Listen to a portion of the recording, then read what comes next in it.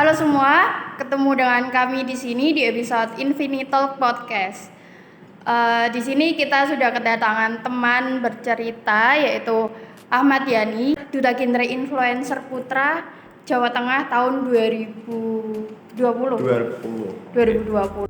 Jadi di sini tuh kita akan membahas sebuah topik itu tentang ghosting.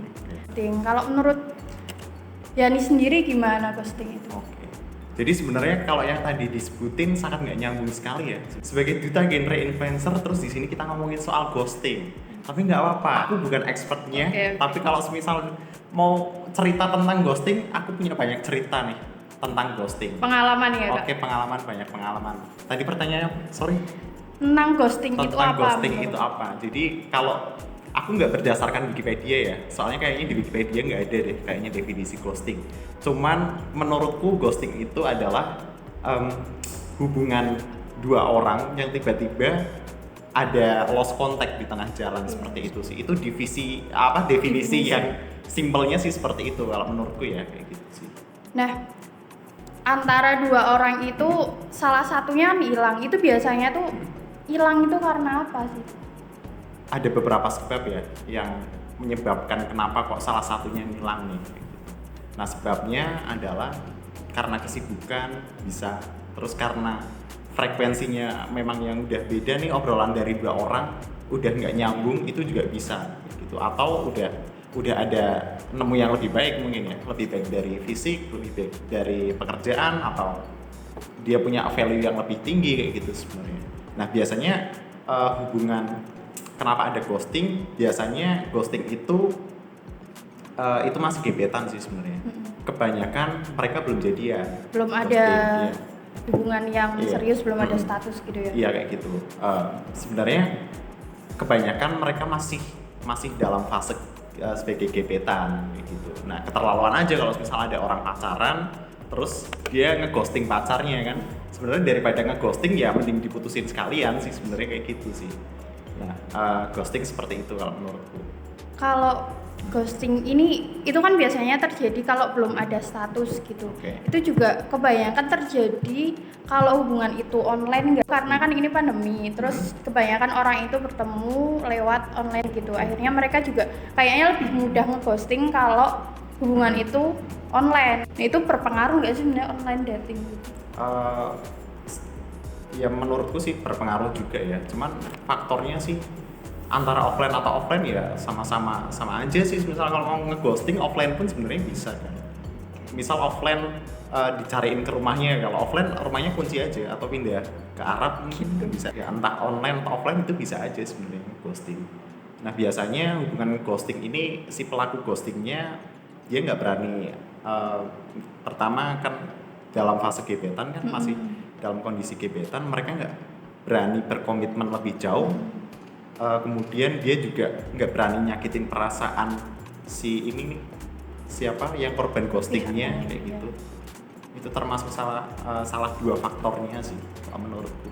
Sebenarnya ada hal lain yang bisa dilakukan nggak sih selain kita mau menghindar tapi kita nggak mau ghosting gitu? Ya ini sih sebenarnya ada namanya teknik komunikasi asertif seperti itu ya.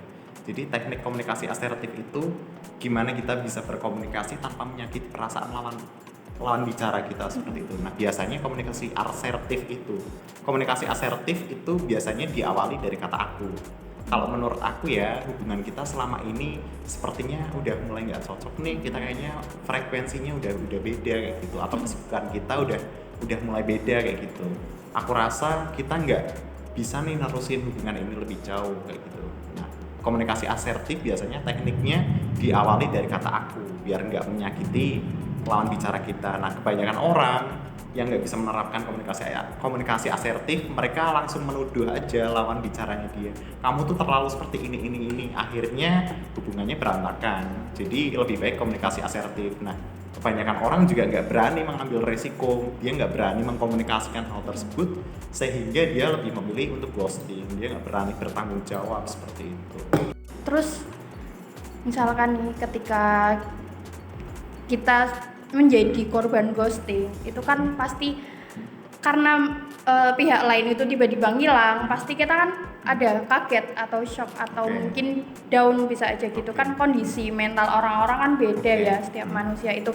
Ada yang biasa aja, oh ya udah ngilang nggak apa-apa, orang masih PDKT. Terus ada yang karena udah berharap banget terus akhirnya Oke. down. Nah itu sebenarnya dampak dari yang di ghosting itu gimana sih menurut Yani? Oke.